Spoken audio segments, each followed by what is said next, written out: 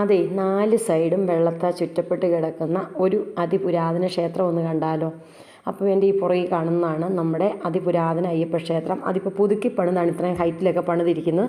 നേരത്തെ ഇതിങ്ങനെ നിലത്തായിരുന്നു തീരെ. അപ്പോൾ വെള്ളം കയറി കഴിയുമ്പം ഇതിങ്ങനെ മൂടിക്കിടക്കും. അപ്പോൾ ആ അമ്പലത്തിൻ്റെ മേളിലത്തെ ഒരു ഇത് മാത്രം മേളിൽ ഇങ്ങനെ പൊങ്ങി നിൽക്കുമായിരുന്നു. അങ്ങനെയൊക്കെ ആയിരുന്നു നേരത്തെ പണ്ട് വർഷങ്ങൾക്ക് മുമ്പ്.